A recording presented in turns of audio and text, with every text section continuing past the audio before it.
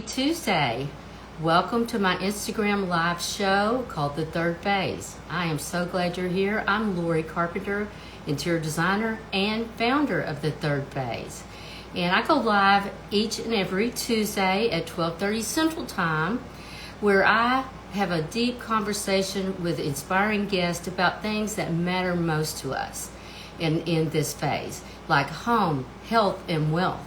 And if you're 60 plus like me, you may be dealing with many aspects of this phase. You may be dealing with a busy home that you would love to look beautiful. You may have a full-time job while you're dealing with all this. You have children, grandchildren, and you may be dealing with an aging parent or an aging spouse. It's challenging to say the least, but together we'll navigate this and we will do it well, but only together. So join me today. As I usually always say, is grab your lunch and grab a friend and let's dive in. Today's guest, we're going to be talking about building wealth in your 60s. And my guest is financial planner Brad Clinard.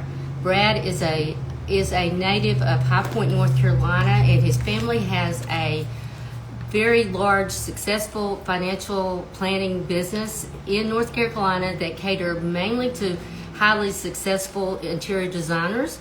But Brad has several other skills that is very, very good in this part of this phase of our life. So let me bring Brad on and let him share a little bit about his story and his life.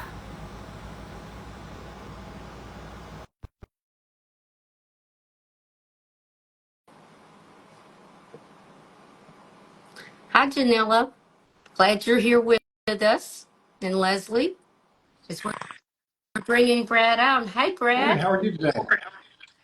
I am good. How Doing are you? well, and it's great to be here with you today. Well, This is my thank first you. Instagram Live, so it's Oh, exciting. Yeah. really? Wow. Wow. Well, we'll have you back then maybe for something else a little deeper. But I just was telling everyone that you are a financial planner and certified, and you're also a grief recovery specialist as well. And also, there was another one. Behavioral financial advisor. Yes. Okay, tell us a little bit about yourself and what all this means. Well, it's I definitely have a few stories going on. I grew up in High Point, so growing up in High Point, I always had a love and appreciation for design and how design changes the world since I was very young.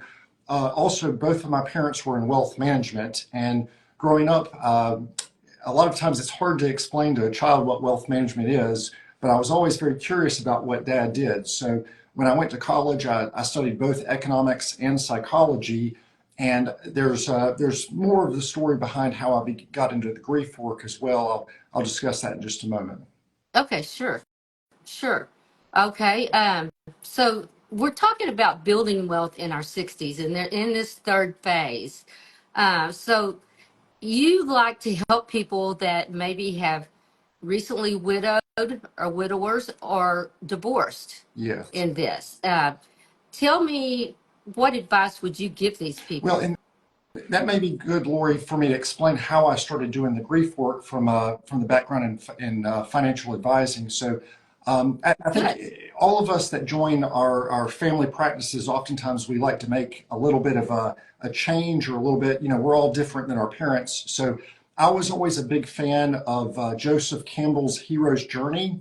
So the way that I Yes. started approaching the business was really about helping clients use their wealth in a way to create more abundance and to live life more freely. I think a lot of, especially a lot of the designers that I talk to, they don't want to just think about plans 30 or 40 years in the future. Well, Right. and I think of life is full, for so many of us, life is full of joy, but it's also full of tragedy and hardship. And early in my life, my wife started to develop some very serious health conditions.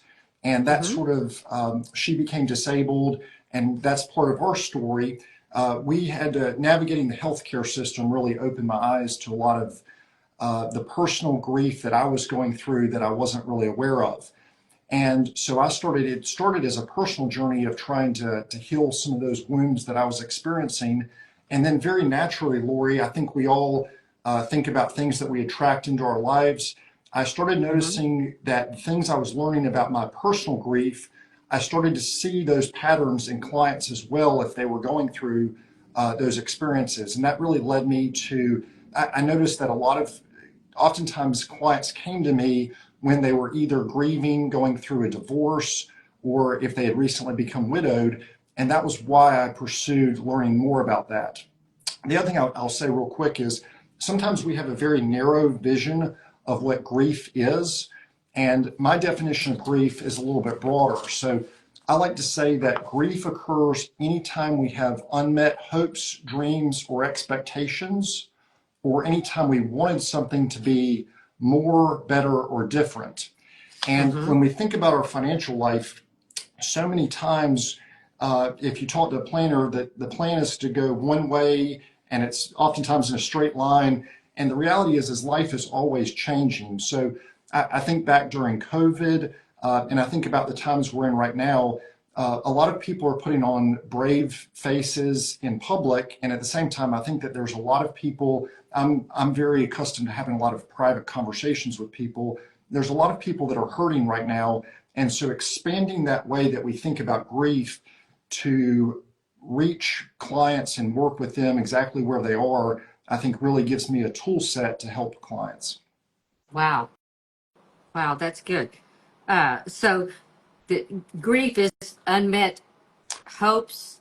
Unmet It's re- hopes, dreams, or expectations, or any time that we wanted something to be more, better, or different. Very good. Very good. Okay. Let's say that they are pivoting. What is some of financial steps they could be taking now before they, let's say they are considering divorce? What are some steps Yes. So, they could take? so Lori, one thing is in my business, I like to always think about, I tend to operate a lot off of checklists.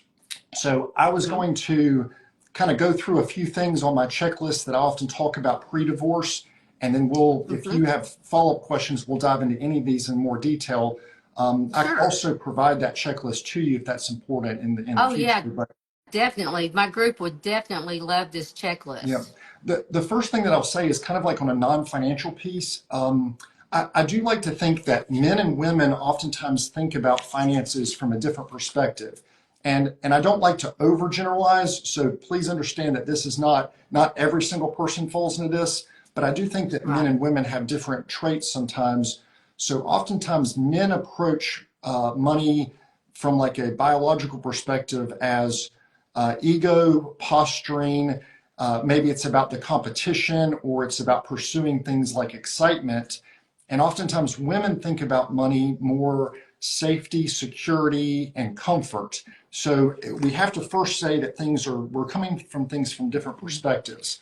The other thing that I always encourage women about, especially, is I've noticed this trend working with people is that oftentimes women do not want to be confrontational if they're looking at divorce, and they won't stand up for themselves. So that's part of the coaching and encouragement on a non-financial basis is you have to realize that, to me, I think money is so much emotional, and we don't think about emotions in our finances. But if oftentimes when we're going through a divorce or preparing for a divorce, we're dealing with a lot of emotions, whether it's shame, guilt, disappointment, anger, and these can make it so that you don't want to fight for the financial pieces. And the times that I've seen this play out in a really negative way is when women don't stand up for taking what is rightfully theirs from a marriage. They really do themselves a disservice when they're preparing for that next stage of life. And that's one thing that I always start with is that just a basic encouragement. This. Very good. So Um, okay. on the checklist side, I could go through some of those Yes. if that would be helpful. I like to always put that as sort of the foundation. The first thing I really always encourage then is educate yourself about the divorce laws. That may be requiring that you go to talk to a professional. And then you need to start documenting your household finances. So this is looking at really coming up with a net worth statement of where are accounts located, banks, investment firms, other financial institutions. Do you have life insurance? What are the other real estate assets that may be involved? And the next thing is always starting to monitor your credit and also your joint account. Oftentimes, if you're in a pre-divorce situation, clients can kind of get surprised if all of a sudden they go to the bank one day and their joint account had $100,000 and all of a sudden that account's been taken down to $5,000. So anytime you Yes. have a joint account, one individual can go in there and take money out without consent of the other party. So that is something that you want to start monitoring and watching to make sure that there's nothing, I'll just call it funny business going on with joint accounts. We do suggest then that people start to limit any financial decisions. So when clients, like, you don't want to be buying a house or starting new large purchases if you're in that pre-divorce process. And also, especially in today's age and time, and I'm not a divorce attorney, they know more about this than I do, but you really have to be very protective about maintaining confidentiality. So there's almost a digital footprint of everything these days. So you don't want to be going on to the family computer necessarily to be researching some of these things if this is something Gotcha. that you're trying to protect yourself in. Some discretion there. Yes. Yeah. Okay, let's talk a little bit about someone 60 plus that has never had to do any financial plans themselves. What would you recommend for them? Well, my honest answer, Lori, is I really hope that people start doing financial planning earlier. And I Right. always think about the 10-year window. So people say, well, if I'm in my 50s, it's too late. And I disagree. I think that that is really the golden window is when you have 10 to 15 years to do planning. If you are in your 60s, don't give up hope.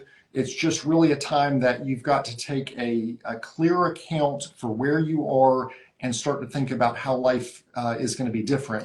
Somebody in their late 60s that has not done any planning, at that point, they're probably going to have to really look at what is my current lifestyle with income and what are the, where may I have to pull back if I do retire full time. Right. Right. Well, okay. Uh, we'll get to this. I've got another question about that. There's so many. You're reading and I'm seeing a lot of things about. There's a lot of people past their 60s that are only living on Social Security. Yes. They're completely retired and nothing else. And we were talking. Social Security was set up what in 1932, 35.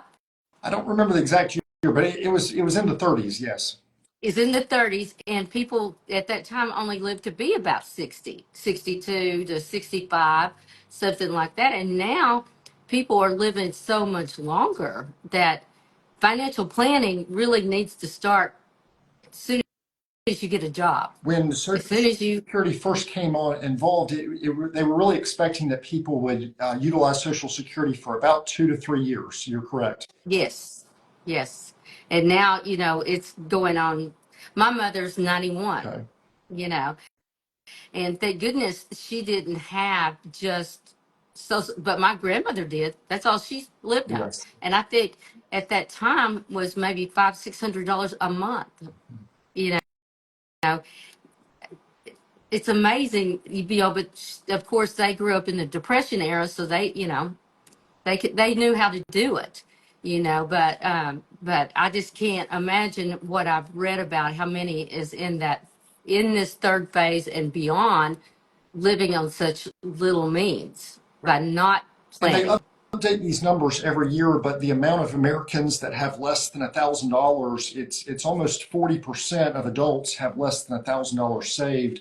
Part of me feels like that is really a lack of financial literacy in high schools. I feel like that we really should have more education early on. It's also really a place of privilege that I think there are certain families that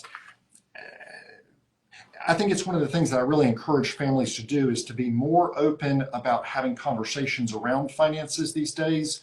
Mm-hmm. Specifically, that there are, if you think about the top 5 or 10% of families, financially speaking, they're typically always discussing finances. It's something that's taught from an early age is thrift and savings. And the lower down that you go as far as income thresholds, the less often it is that financial conversations are discussed. And that's, if I'm really giving tips around finances, and we've been talking about divorce, one of my greatest tips is to date your spouse, because divorce is the quickest way to have to lose half of your assets. So if you can Oh, yeah. avoid divorce, that's much better. And the reason that I bring that up, though, is that when you get married, this is another thing that I really try to encourage people to do is look at your family of origin backgrounds and how your families looked at money.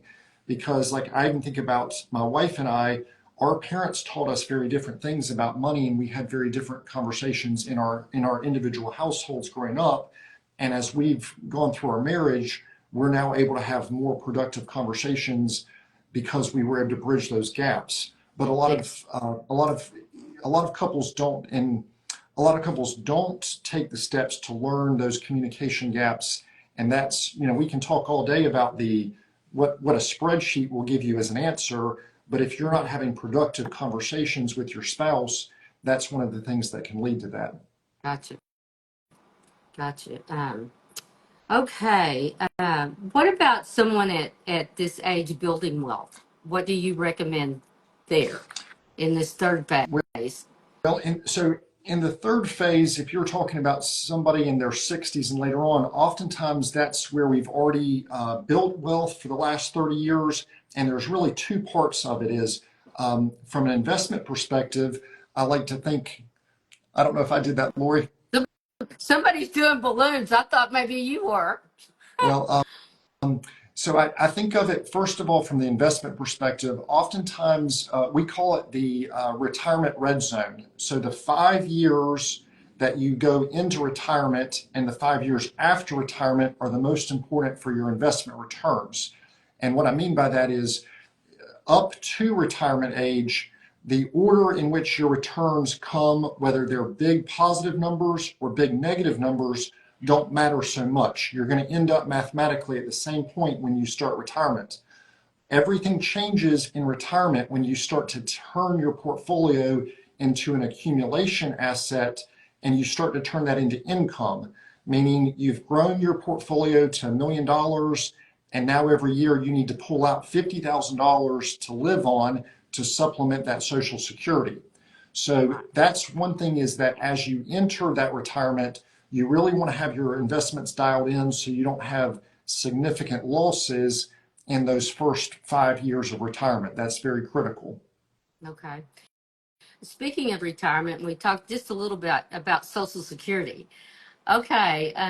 I've heard different comments about when to draw Social Security. I've heard I heard one financial advisor say, you're leaving money on the table if you don't draw it at 62. But if you have a family that lives, if like you said, looking back at your family dynamics, if you live a long time, what you're drawing at 62 may not sustain you later on. So, what's your advice on Social Security, on when to Well, draw so it? I'm always supposed to have a definitive answer, as you already said, that like an advisor told you that there's a rule of thumb that go on. The reality, Lori, is that there's over 2,000 rules when it comes to Social Security claiming, Uh and huh. it's very personalized. That the honest answer is there is no perfect answer. Unless you can tell me the date that you're going to die, pass away, I can't tell you exactly what the best option is. What Right. we do is we go through a process of looking at the trade-offs. So you can claim Social Security anytime between ages 62 and 70. Uh, everybody has, not everybody, but there are different what's called full retirement age. Full retirement age is when you get your full benefit. That it varies based on people's age, the year that they were born, between 66 or 67. And it gets confusing because it's a stair step of every single month between 66 and 67. Gotcha. If you go to ssa.gov, you can claim your earnings record and your account for your Social Security in the future. And I recommend everybody do that regardless of their age, and that will give you an idea. Before you reach full retirement age, if you begin to take Social Security earlier, you are penalized. Every year that you wait, your Social Security benefit grows by 8%. And that is, the 8% growth is hard for a lot of people to overcome purely in their investments. The other thing that happens under 60, under full retirement age, if that's 66 or 67, is if you are still working, you are subject to what's called the earnings test. The earnings test means that there's a threshold. I don't have the dollar amount memorized, but it's somewhere around $18,000 to $20,000. Mm-hmm. If you have earned income over that threshold, the Social Security Administration will withhold $1 for every $2 of earnings that you've had over that threshold. So there is an incentive for a lot of people to wait until they've reached full retirement age to start claiming. And as if this, go ahead. No, you finished. As if this could not get any more complicated, then we also have to discuss: are we a single individual or are we a couple? And oftentimes couples may claim at different times. So sometimes I will see with couples, one will claim at 62 and one will let their benefit grow until age 70. The reason for that is that if you're married, when one spouse passes away, you're allowed to select a survivor benefit of the larger of the two benefits. So you really want to have as many. It can be productive to have one spouse wait till 70, but the other thing we haven't discussed really is health. So you also want to account for health to decide if someone does not think that they're going to have a long life expectancy.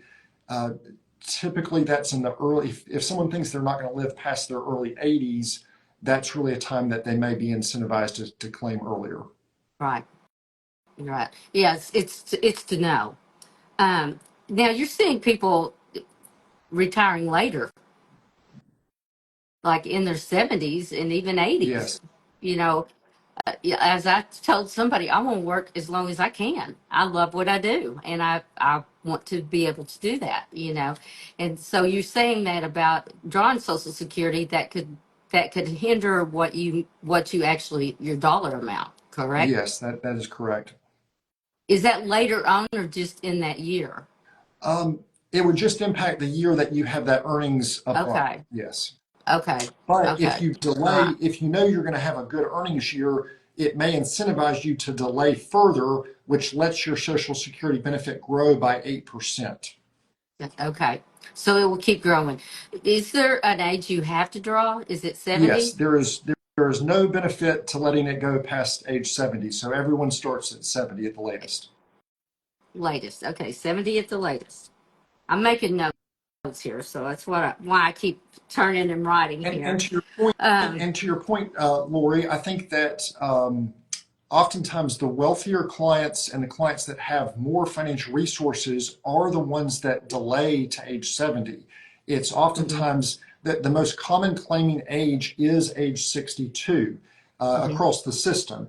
And if you think about it, that's a lot of those individuals that either they retire young, they have medical situations, they can't keep working, but they are in that category of people that have less than $1,000. That really does drive a lot of people's decision to claim earlier, even if it's not the best financial decision. Right. Gotcha. Okay. Okay. Any other tips you can give us third phasers? Well, one thing that I do see with interior designers oftentimes is that oftentimes I'll have people that'll come to me and they'll say, well, I really know I need to invest. I have so much cash built up. I know that my cash is not earning anything, but I'm so scared because I had a huge loss at one point in the past. And to me, Mm-hmm. anytime somebody says that they have experienced a really significant financial loss, it's a prompt for me to start asking questions. I think a lot of people are scared of the stock market, and Yes. maybe their dad had a big loss, or a cousin lost everything.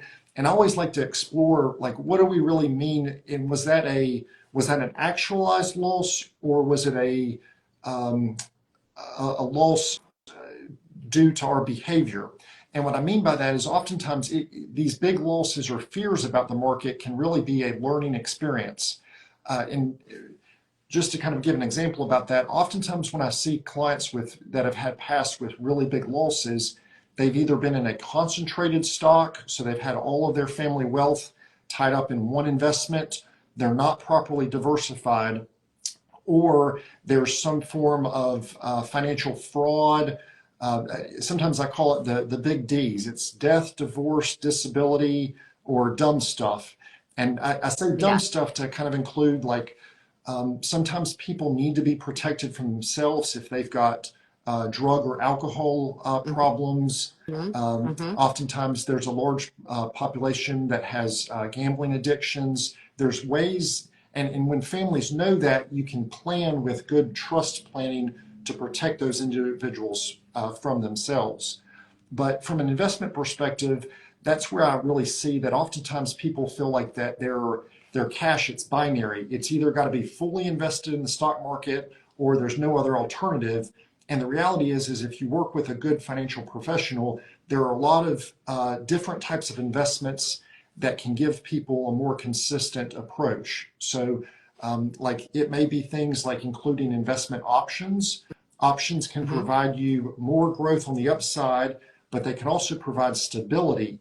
Um, there's other things like structured notes or other types of investments where we're not putting all of our eggs in one basket. The last couple of years, we've held some gold for clients. That's something that's diversified. But over a long period of time, just holding too much cash, we sort of know the direction that that's going to go, and that's not healthy for growing our wealth over time. Very good. Leslie is posted on here. She wants to know more about trust planning. Um, that's a topic that is very broad, so I don't know if she has a more specific question, but um, oftentimes with trust, I see it that you are, if you in your estate documents set up to have your assets go to a family trust as opposed to outright to your children, it can protect a few things. It can set up a annual or a monthly distribution. So that would be like the step one. So instead of saying, I've been really successful, I've got three children, two of my children are good with money, but one, every time they get a couple dollars, it's out the door. And if they received $1 million today, they would not make good decisions with it. So a Right. trust can set up a systematic distribution where they can't spend all of their money at once. Trust can also protect family wealth across multiple generations. So you could set it up so that when your children inherit the money, that money is now, and it's also protected from divorce. We know that 50% of families separate from divorce.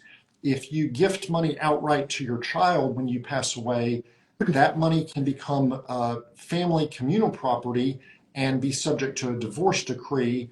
Whereas if it's protected inside of a trust, if your adult child gets divorced, uh, that money can stay in the family, and it also can dictate, even in a marriage. Let's say there's not a divorce, but let's say that you just maybe don't like your child's spouse so much, and you want to make sure that when your child passes away, the money goes to your grandchildren and not to the spouse's children, or if they were to get remarried, to their children. So there's a lot of Right. different layers of protection from trust planning.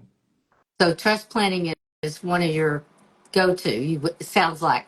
It's very important for larger estates. Anytime that you have over $1 million, I always ask, what is the intention? If a lot of times people don't like to think about the end, but if we're at the end of life and we want to think about where our money goes, whatever's left over, it really is a good planning tool to create some control in the future.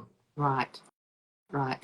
Well, I have just found that trusts are it's just the way to go.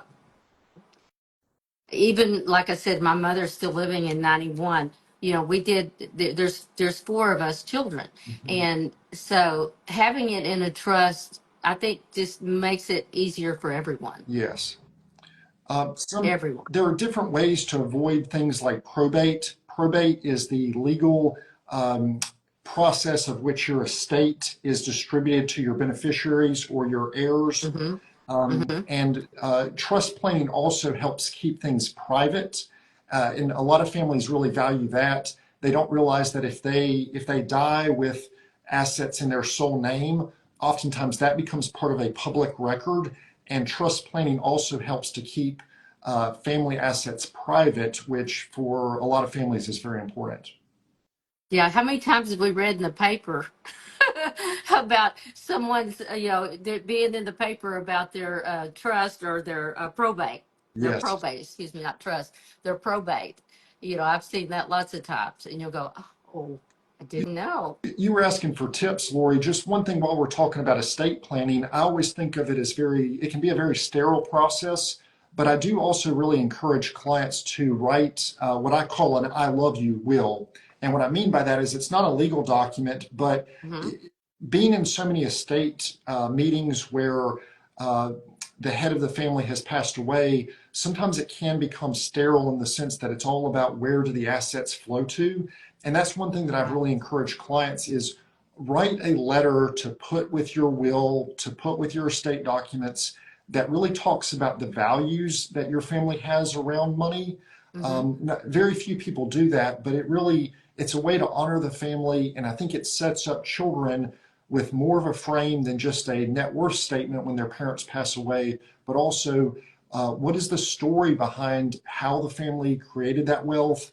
What are some values, and how would the parents like to see that money be used for the betterment for the future?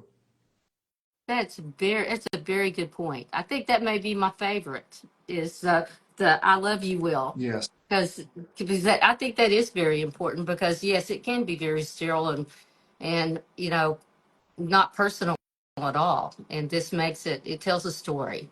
Storytelling is is the best for all of us Well, to have a story. and one thing with estate planning is we have a phrase that sometimes equal is not always equitable. And what I mean by Right. that is back in the day, it was like, well, if I have three children, I have to give a third to each. And that's Hmm. not really we're seeing that not playing out more and more. We're seeing that families Oh yeah. they may be intentionally choosing to have more inheritance for one child or less for another. There's so many specific situations, and that I love you letter can also help the parents create a narrative and a story as to why that was done, as opposed to the children who are inheriting money um, creating a story on their own. Oh, that's great. That's great. Well, Brad, I so appreciate you being here today. I don't want to keep you any Oh, this has been longer, great. but there's so many things. But yeah, I would love to have that. What did you call it? The Well, question. we just have a pre-retire or a pre-divorce and a post-divorce checklist we can provide. Yes, the checklist. That's what I would love to see that I could share with our group and see if we have other questions there.